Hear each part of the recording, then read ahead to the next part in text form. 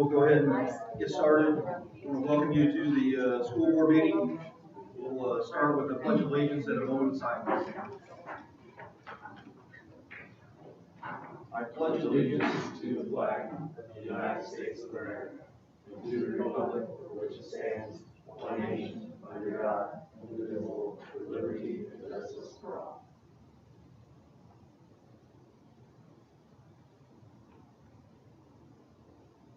Thank you.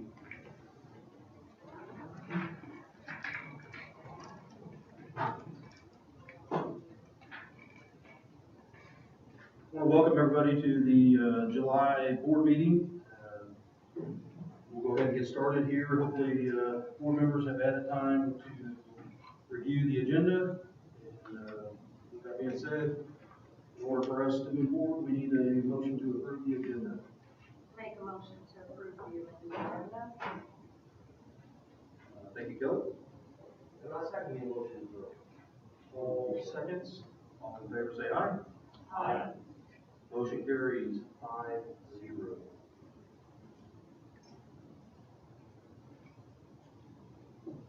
We come to the time for public comments on any agenda item. Does anybody in the audience have any comments on any agenda item? White girl. We'll move to correspondence of the board. We've got 3 items to share tonight. First one from the Finley family. It says, your kind expression of sympathy and friendship will always remain in our memories. Thank you for your thoughtfulness. Thanks for thinking of us at this difficult time. The Dunn School District was the source of many good memories for our dad and family. Dana, Julie, and Jim.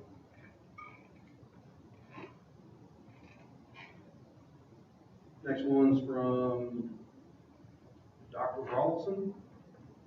It says, board members, thank you so much for the opportunity to be a part of this team. I've seen you take some big and at times uncertain steps with a focus on innovation and student success. Thank you for supporting all of the student services programs, people, families, and students. You took another important step last month in helping Project Partners grow and make it a win-win for everyone.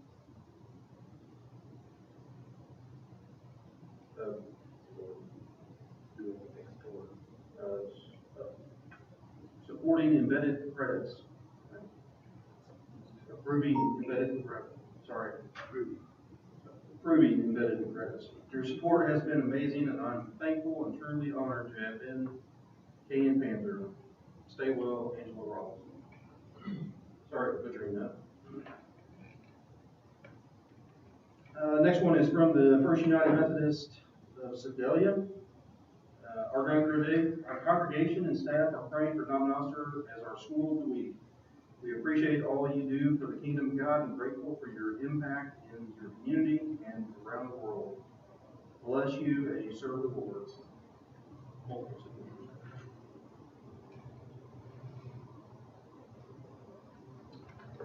Take a look at that as they go around, and we will continue on with the recognitions. All right, so pretty much all of our crowd tonight here is for our recognitions.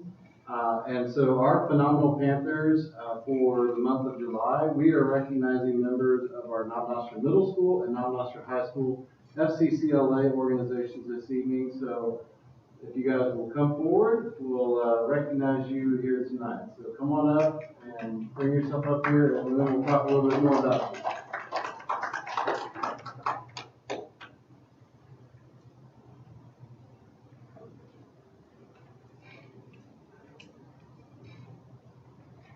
So our FCCLA groups, they competed at the Missouri State Star events and also at the FCCLA National Leadership Conference, which I think you guys just got back from. Is that correct? Not too long ago, Nashville. Is that right?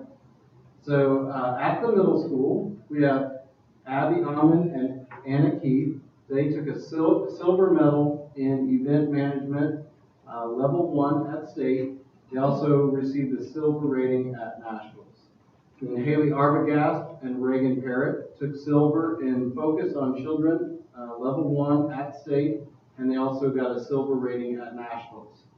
Kaylin Eubanks, Danica Hudson, and Haley Stewart took silver in Nutrition and Wellness, level 1 at state, and then they got a silver rating in 3rd place at nationals. Kinsey Luber got a gold medal in Repurpose and Redesign, level 1 at state, and then a silver also rating at nationals. And then Jenna Bazanga, Kylie Miller, and Zoe Schroeder got a gold medal in Sports Nutrition, level 1 at state, and a silver rating at nationals. Let's give a big round of applause for our middle school. Congratulations. And then at our high school, Kira Andrade took a gold rating at Teach and Train at state, and then also a gold rating at nationals. And then Olivia Bazanga and Sarah Walters received a gold rating at state and nationals and won 1st place out of everybody at nationals in the chapter website. So congratulations, we got some national champions up there.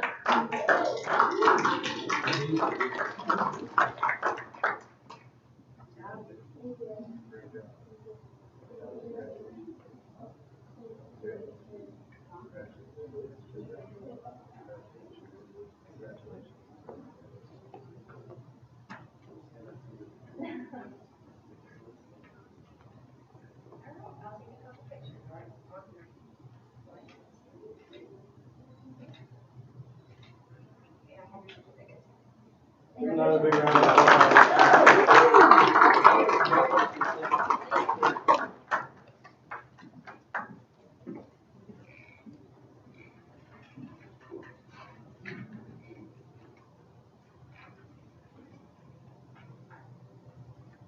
That's it. Great job, ladies. Congratulations on all your awards. Sure, a lot of hard work into that. Congratulations.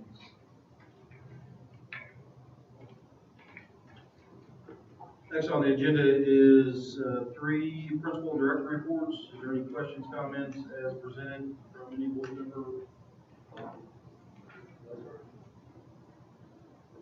Moving on to the MSBA report.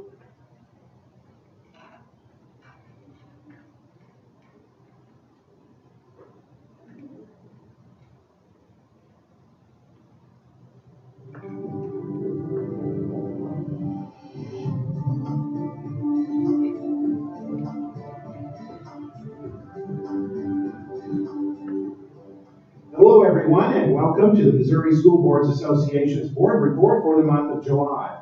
We thank you for the opportunity to share some news and information during a few minutes of your board meeting. We begin with a look at the federal funding available to Missouri school districts designed to address the impact of COVID-19. Missouri is set to receive nearly $2 billion under the American Rescue Plan's Elementary and Secondary School Emergency Relief Fund, sometimes called ESSER 3.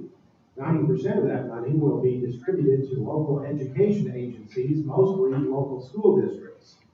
Deputy Commissioner of the Department of Elementary and Secondary Education, Dr. Carrie Monzes, told school board members attending the recent MSBA Igniting Great Ideas Summit, school districts can use the money to address a number of key issues related to COVID-19, including the need for additional instructional time for students.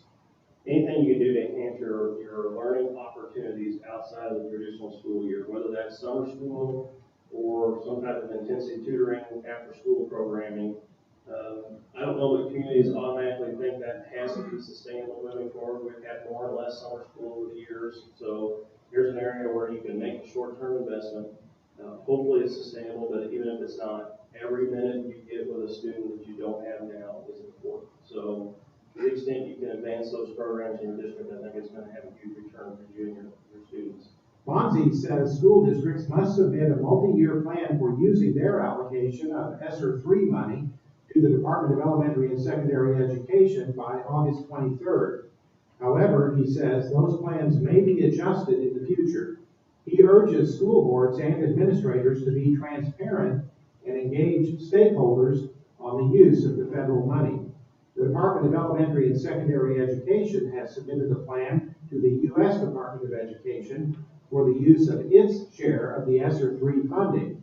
DESE's priorities for the funding include investing in the educator workforce, resources for learning acceleration, and addressing the digital divide. Speaking of the digital divide, a new poll released by the National School Boards Action Center shows 2/3 of voters nationally say lack of adequate broadband and internet access outside of school buildings is an important issue to address. The poll reveals voters' attitudes about their children's educational experiences during the pandemic. It also conveys the challenges and opportunities voters see facing our public schools. Past MSBA President Rhonda Gilstrap of the Blue Springs School District is one of 7 members of the National School Boards Action Center Board of Directors, and she reported on the poll results at the MSBA Delegate Assembly meeting in Springfield on June 18th. Voters are significantly more likely to have a positive view of public education when they think of schools locally as opposed to nationally. Learning loss among students is a huge issue for voters as we continue to grapple with COVID-19 pandemic. Additionally, voters say the top challenge their local public schools have faced during the pandemic is students having quality broadband and internet access at home to attend school online. Support for increased funding for public education is strong. Voters are opposed to taking away taxpayer dollars from public education to go toward private school vouchers. And there is broad overall support for personalized learning and increasing access to internet and broadband.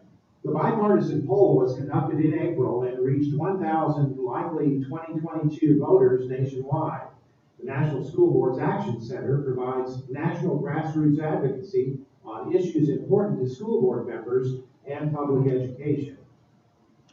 Nancy Masterson, a school board member from the Camdenton R3 School District, is the new president of the Missouri School Boards Association. Masterson became MSBA president at the conclusion of the 2021 MSBA Igniting Great Ideas Summit held in Springfield, June 18th and 19th. She has served as president-elect of MSBA for the past year. She spoke to those attending the second general session of the Igniting Great Ideas Summit. This year, as in years past, we will need to light the tinder of your enthusiasm to press forward when needed to do what is best for all children. The year ahead looks challenging.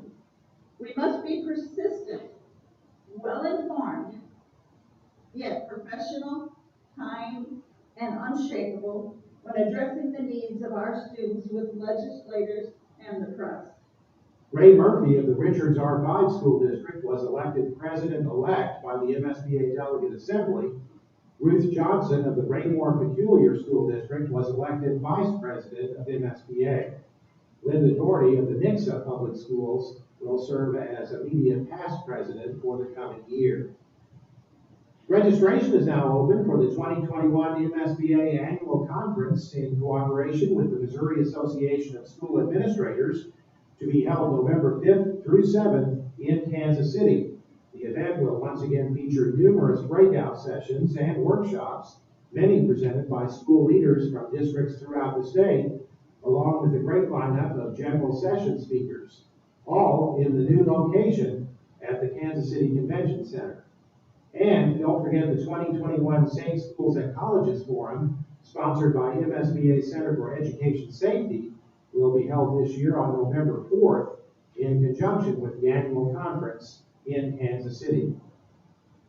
That's it for this month's edition of the MSBA Board Report. Thanks for allowing us to have some time at your board meeting, and so long from Columbia.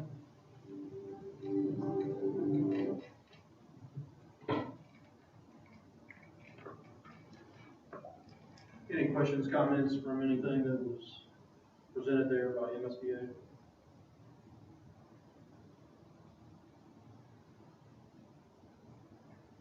Move now to the superintendent report. Well, again, good evening, everyone, and welcome. Colonel Slack, welcome. You come for a good first meeting. This one should be short, so if you bring that with you every time, you're welcome back all the time. Just a follow up there on the MSB report. If anyone is interested in attending that fall conference in November, just let us know.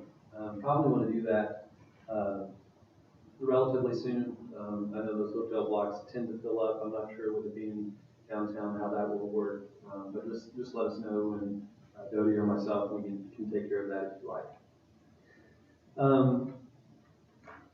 The first report of the new fiscal year, we're glad that the FY21 is in the books, and wrapped out the year pretty normal during summer school. Went to optional masking and kind of eased some of the protocols, and we had a very, very successful summer school.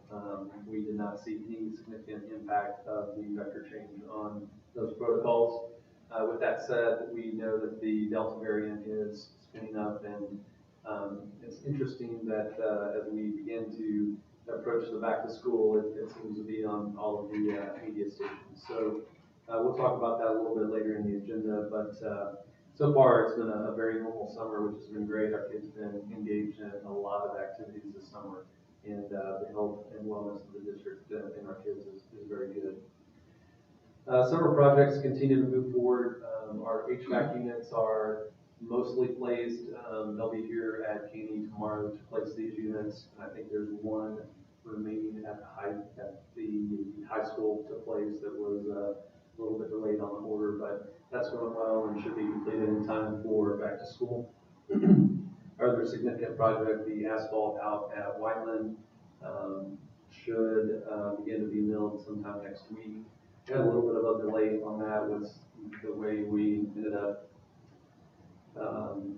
repairing and replacing some curbing. So that's a little delayed, but we built in a little bit of cushion on that, and as of right now, it looks like we won't have any conflict there. Lots of other projects going along. Carpet, we built out a new sped department, remodeled this into a classroom. We've added a bathroom in the nurse's office over here. Just to name a few things, but Dean and team have done a great job this summer getting the buildings ready for back to school. Hiring over the summer has been busier than normal. We did have some late departures, as the board is aware, and those are always a challenge to fill. So we're really shaking the bushes. One of the big ones was Renee Shippey, and not just as a teacher, but as a head basketball coach. So that's one that we've been working to find a replacement for. So if you know of anyone, let us know. There's a good chance we've already interviewed them. And I know you guys are doing a really good job of helping get some feedback and some leads, so we do appreciate that, and please keep those coming. Now, we did secure a sign language interpreter, which has been about a 6-month process. We have that on the agenda for tonight for approval, and we feel really, really good about what we found there. So look forward to getting that program stood up to serve our students. Tonight, we'll talk briefly about our tax rate hearing, which will be coming up in August. But what is most notable there, we had an increase of about $4 million in our assessed valuation. I was expecting maybe 2.5, but it was around $4 million, which is good. But we keep in mind that will put some downward pressure on our levy, and as we all know, keeping that local effort, which is defined by our tax levy, as compared to other districts, is a component for our heavily military or heavily impacted impact aid. So we'll see where that works out. I haven't run the numbers yet because I don't have those Board of Equalization numbers in, but I'll be jumping on that in the next couple of weeks. Overall, good news overall for the long term of our community. As indicated in the financials below, we ended the year in very strong financial position. Our final revenues did come in substantially higher than what I had included in the budget forecast. Cautiously anticipated that would occur, and it did. So you'll see some stronger fund balances to wrap out fiscal year 21. Dodie's been hard at preparing a final ASBR as well as preliminary audit work, but overall our numbers look really, really good on our fund balances. With that said, the board is in excellent position to make confident financial decisions and potential investments at this time. Legislatively speaking, the news is not so good. The Missouri General Assembly passed a voucher tax credit bill that diverts an initial $25 million of public tax dollars to empowerment scholarships, aka vouchers. Governor Parsons was leaned on pretty heavily to veto that bill, and he did not do so. So that bill has become law. It has a cap right now of 75 million, and look for that to be kind of the gateway to a voucher build out in our state. The other thing that's notable there, that is not a new piece of legislation. It's been around for, and we've frankly talked about this and open enrollment very openly over the last 5 or 6 years. But historically, that bill has been defeated. This year, it was passed. Next year, we know Bradley Pollitt from Sedalia has been pushing for an open enrollment bill. So I think that there's a really, really good shot that could be top priority next year to get passed. We've talked about that. What we're doing to prepare for that is to create an educational system that would make Valdosta a destination of choice and help us maintain our students as well as the potential to serve additional students in the region. So we'll closely watch that, but it hasn't been one of the best years for public education in the General Assembly. I just returned from Washington, D.C. As the board is aware, I was appointed as a board member for the Association of Defense Communities. We had a Reconnect event, which was a blended in-person and virtual, and I am going to help them stand up an educational task force. At this particular event, I was able to kind of do a session with one of the assistant undersecretaries for family readiness, and talked about the upcoming announcement and release of the second year of the Air Force study on quality of education and licensed reciprocity for spouses. That session went really well. They will be using substantially the same metrics that they used last year. So I don't know that we'll come out number one again. If we do, that would be great, but it looks like we're going to be, again, scoring very well in the Whiteman region. As a board, just as a reminder, one of our significant deficiencies last year was really our only deficiency was the lack of preschool. And as we know, we stood up the Little Wingman program and opened those doors, and we're actually expanding that for the fall. So we should see an increase in our performance there. I want to say there were like maybe 100 seems like there was like around 130 installations, and this second year it was reported that 119 had improved their overall performance. So that kind of gives some credibility to this scorecard, and looks like it will be around for a while. And also as a reminder, the Air Force led the way on that last year, but in the NDAA for this year, it calls for all branches of service to conduct a similar study and scorecard. The ADC Education Task Force will be heavily engaged in the conversation regarding what those scorecards will look like. So some pretty exciting stuff happened there. We did get briefing last month on the legislation that we're pushing through the ADC Education Task Force that would qualify 100% of the educators working in 20% or more military impacted school districts. 100% of the educators would qualify for a $17,500 student loan forgiveness program. So that's going to be hopefully something that we get across the finish line, but if we do, it'll be a big first win for this group. That being said, I'll allow the attendance to be reported as written.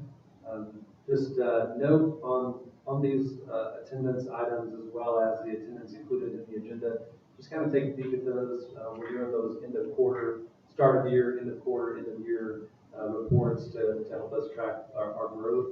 But overall, we are seeing a growth trend over the last several years, moving our total enrollment up to just short of 1,800. 5 years ago, we were around 1480. So just an important metric to look at there. Part of that is the stand-up of the Little Wingman program. Summer Attendance again, will stand as presented. We had around 760 students during summer school, which is pretty close to where we were pre-COVID. We'll look for ongoing summer school opportunities moving forward. And for June 30, our financial reports for the fiscal year end balances for all funds, $22,573,779. Revenues for fiscal year 21, $24,626,971, which was 110.3% of anticipated. Our expenditures for the year, $20,062,597, which is 97.7% of budgeted. Keep in mind that those revenues were supplemented by quite a bit of CARES and ESSER funds. We will see that trend continue as shared in the MSBA video over the next couple of years, but then we should see that tick back to normal once we deplete those funds. But overall, good stuff.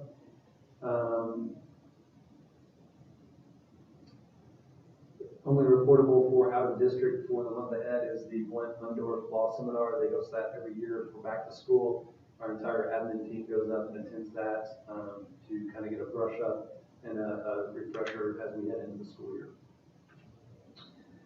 A little lengthy report, but a lot to share, and that concludes my comments. Does any board member have questions, comments? I just want to say, as an educator, I don't work in the military and active, but wow, what a reward. I mean, that's awesome. Taking that money away from student loans if it happens. We're very, very hopeful, and really that will give us long-standing strategic advantage on recruitment and retention of educators in the area. Not just for us, but that's for about 107 school districts across the country like ours. So it's a big deal. We briefed that population of school districts, and they were pretty excited. So hopefully we can get it done. Any other questions, comments? Next item on the agenda is the consent agenda. Anybody have any questions on items presented there? I just want to say congratulations on our IDEA compliance score. Thank you. That bus driver training and development plan, is that something that we've done in the past? It is not. It hasn't been presented to you in the past. Mr. Coron kind of put together a more formalized written document to basically, or kind of quantify and articulate to the board what happens. But we traditionally have a training build-out program throughout the year, and I pitched over him for any special comments. So they have to have 8 hours of training per year, and basically what we're doing is just showing you how they get that 8 hours of training throughout the year.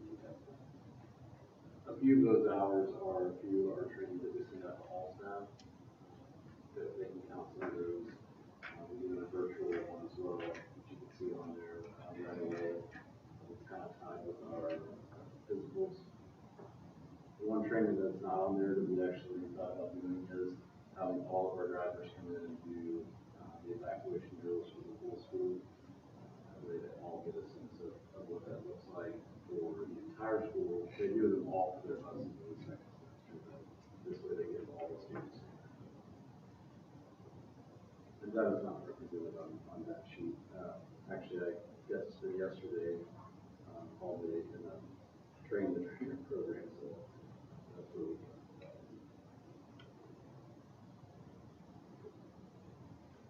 Any other questions, comments? No more comments. We need a motion to carry on. I'll make a motion to carry on and approve as was presented. The motion on the floor is to approve the consent agenda as presented. I'll second. Paul made the motion, Kelly second. All in favor say aye. Aye. Aye. Motion carries 5-0. Next, we'll move into new business. Any questions, comments on the bills as presented? There's no comments. We need a motion to approve the bills as presented. I make a motion to approve the bills as presented. Kelly, I'll second. Casey seconds. All in favor say aye. Aye. Aye. Motion carries 5-0.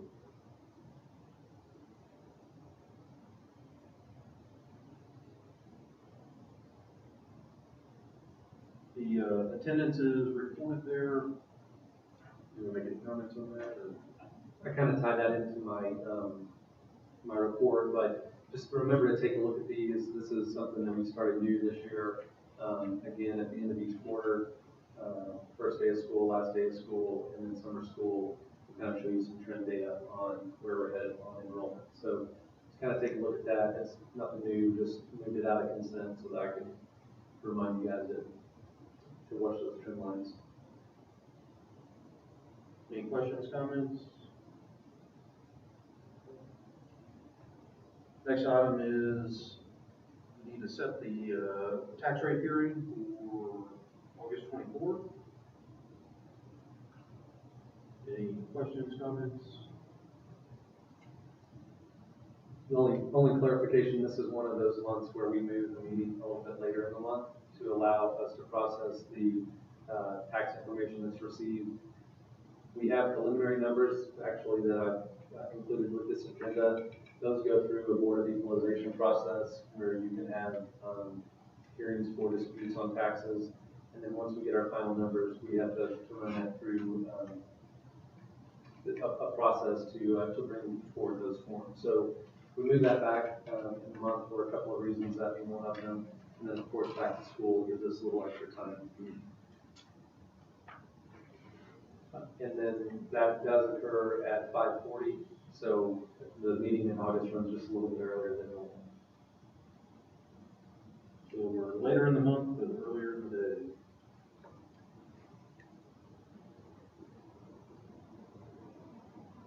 Need a motion to approve that, set that? Make a motion to set the 2021 tax rate hearing time and date at 5:40 p.m. Wednesday, August 24th, 2000. Thank you, Kelly. With seconds, all in favor say aye. Aye. Aye. Motion carries 5-0. Next item on the agenda is talking about the voucher bill that you mentioned in your report.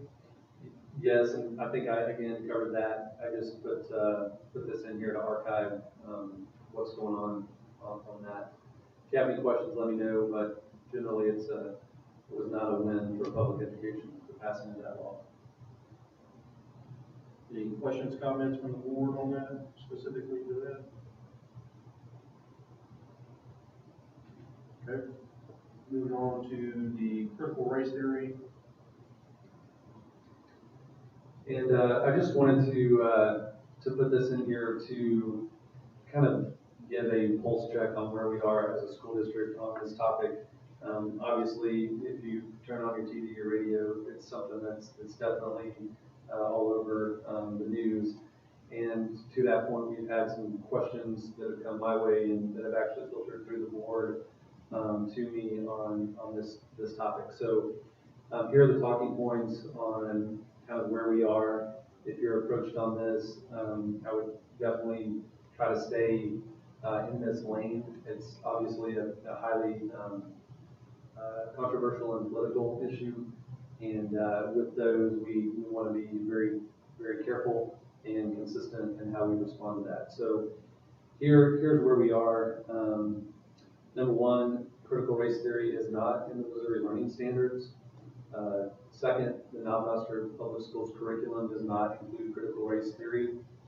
And then third, like all curriculum that's taught in our school district, in order for critical race theory to be included in our curriculum, it would require recommendation by the administration and then approval by the board.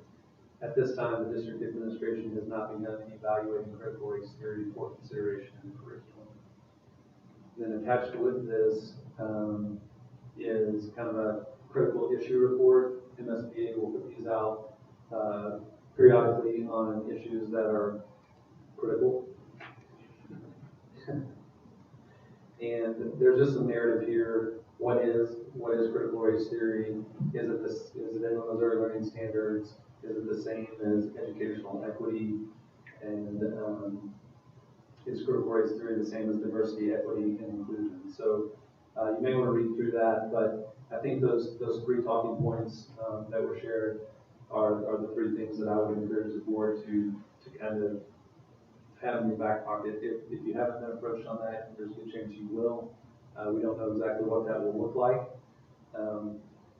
I would tend to think that this is one of the few times that an item like this has been on a public agenda and there are no public comments on it. But we'll do our best to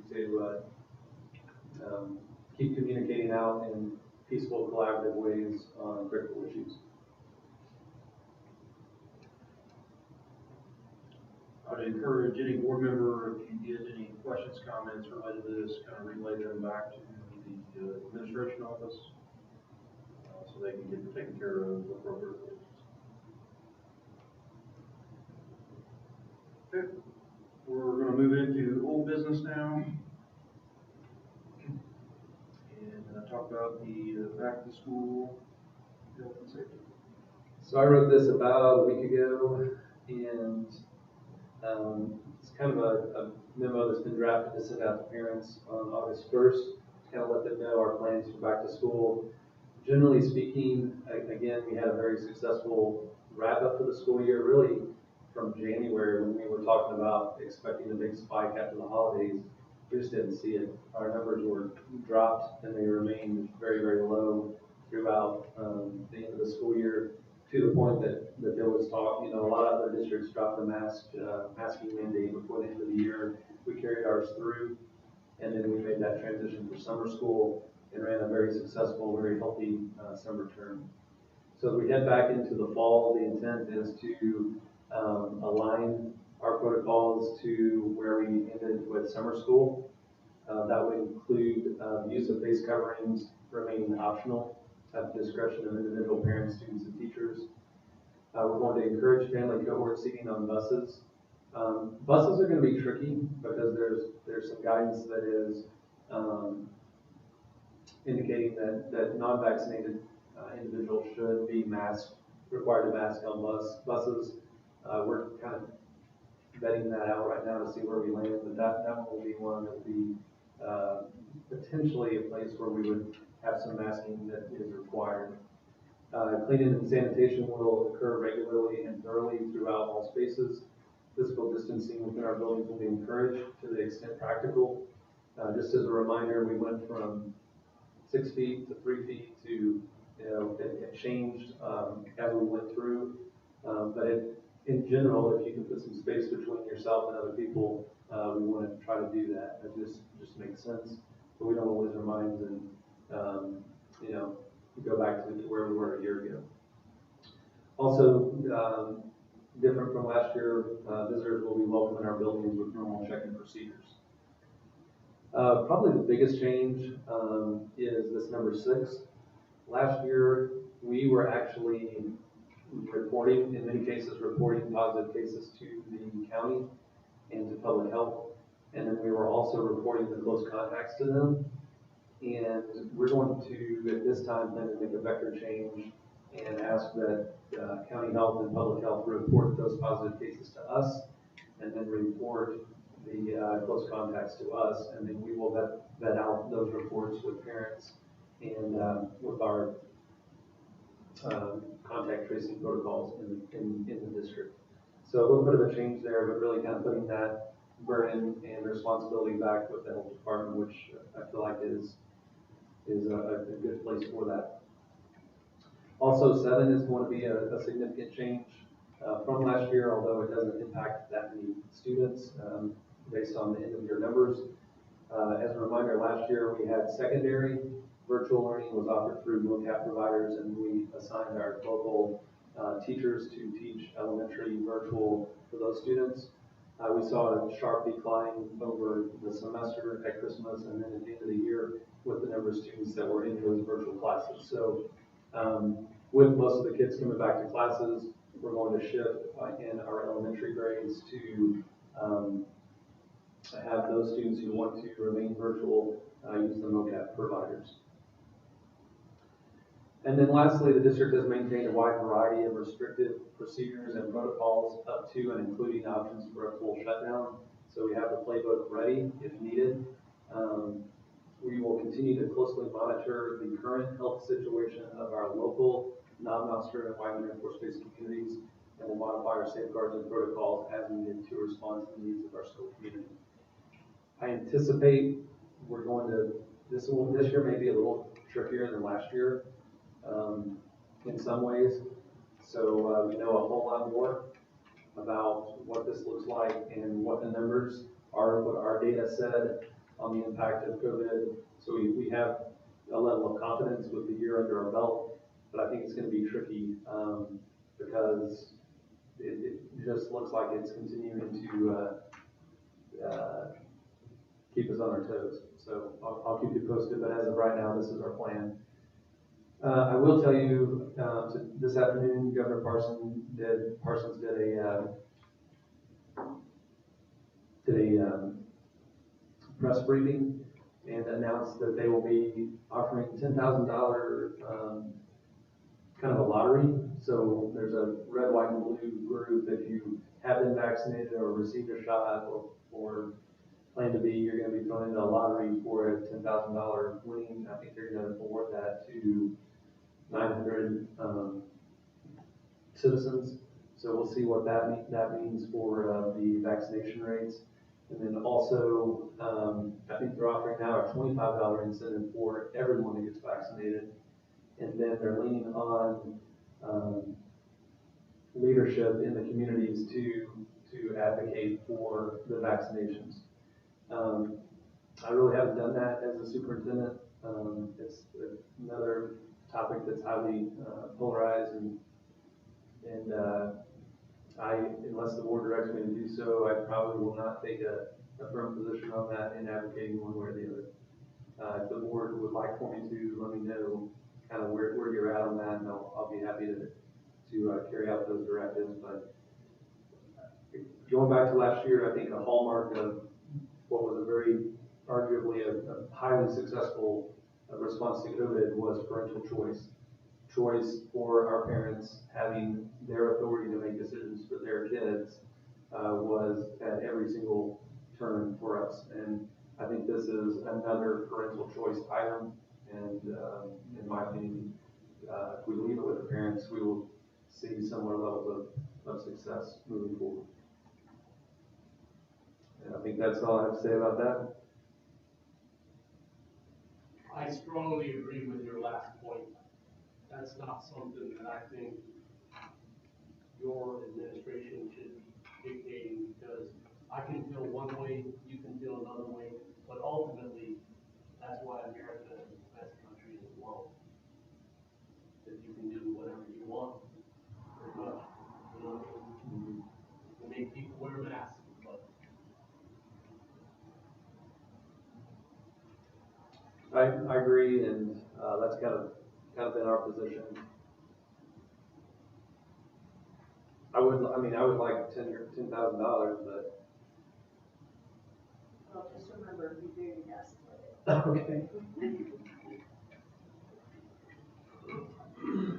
So anyway, that was interesting. We'll see how that goes over, and just wanted to kind of let you guys know. If you have any feedback on that menu or on that memo, I do have that scheduled to go out August 1st, so feedback between now and then would be welcome. Any other questions, comments, any information presented? Next item on the agenda is the policy updates. Any thing to highlight there, Dr. Wheeler? No, just kind of routines on how we do our virtual enrollments. It's pretty inconsequential. Can I ask a question on that? Mm-hmm. So if someone wanted to do virtual now, instead of it just being okay, right? If I'm reading this right, they have to get approval first before, and is that because it's easier for us as a district to keep track of those kids and, I mean, 'cause Well, I know a lot of kids weren't doing what they were supposed to be doing. right. So state law requires that if parents or students do want to choose virtual, they have every right to do that, and they have the MOCAP providers that can service that request. The school district does reserve the right, and we will exercise this right, that if a student has been virtual in the past and has shown a lack of success, we will not greenlight them to enroll in virtual and essentially skip school and not do anything. So we do maintain the discretion to approve or not approve that based on the performance or ability of the student. That being said, one of the revisions here is setting that date. And part of the reason for that is just planning, make sure that we can adequately staff our schools, adequately get the students enrolled in a timely manner so that they can begin their studies, at or near the same time that the other students begin. But also, jumping in and out of virtual mid-semester is not good for a variety of reasons. For instance, jumping in mid-semester, a lot of the courses are designed for a full term, so you would have to carry that full load. You don't just pick up halfway through a virtual course. Likewise, if you drop off of that, we pay the tuition for that up front. So if they only did half a semester and we can drop, essentially we've lost that investment. So we try to just do some things that make common sense, that also protect the student's best interest and the interest of the school district. I think after last year, we have a pretty limited number of students that want to go down that path. I mean, we still have some, and for some, it's a great option. For most, it was not the preferred ideal option. And I think from what I see from the changes, I mean, from what we learned last year, it's putting it back into our hands and saying, well, you tried that last year and you didn't really do something, so. Right. And all of that has been communicated out to parents in various memos. Thank you. Thank you. Any other questions, comments on the policy updates?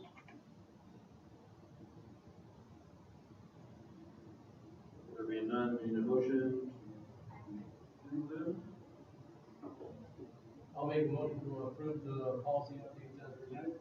Thank you, Paul. I'll second. Kelly seconds. All in favor say aye. Aye. Aye. Motion carries 5-0. Next on the agenda is the activities,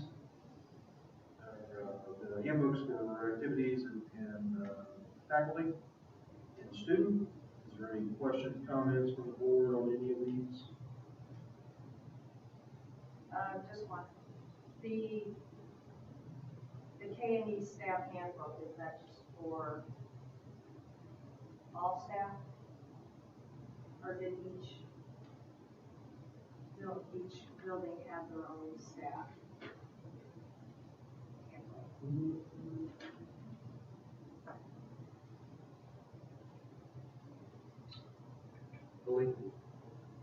Each one has their own. I may have just added this in accidentally.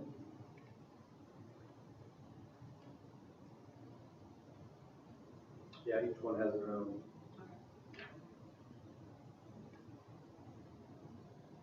So let me You need to add 3 or subtract 1?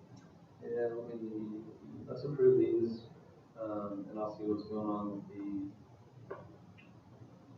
the other 3.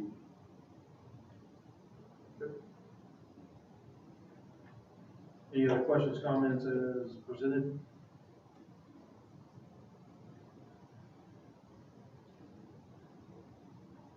There's none other, we need a motion to approve as presented.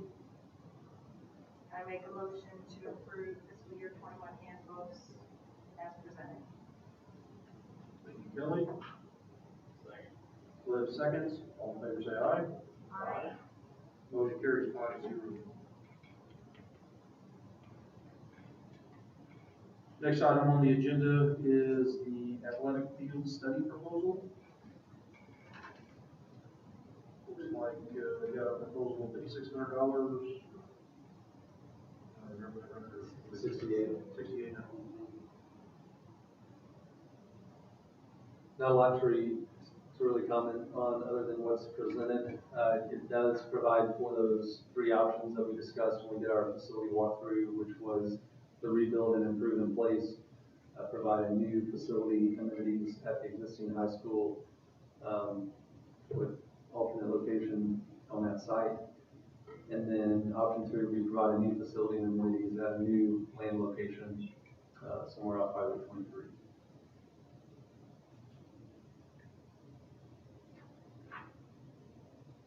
Questions, comments? Did they say when they would have it? I want to say September, maybe, no, I think August. Let me confirm that, but I think we're gonna try to make the August 24th meeting and then move on to next steps in the process.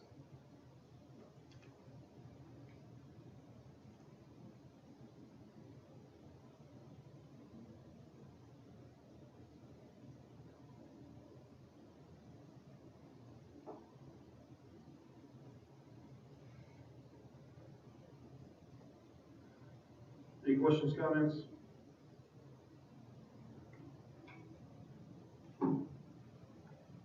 It's the will of the board. We entertain a motion at this time. Make a motion to approve the Panthers Stadium study as presented. Thank you, Kelly. I'll second the motion. Bill seconds. All in favor say aye. Aye. Aye. Motion carries 5-0. That brings the general session to a close. So we will need a motion to adjourn to executive session. Make a motion to adjourn to executive session pursuant to RSMO 610.021, 2, 3, and 13. Thank you, Casey. Cliff seconds. Roll call vote starting with Paul. Aye. Aye. Aye. Motion carries 5-0. We will reconvene at 5 minutes after 7 in here. Thank you, everybody, for attending our meeting. Sir.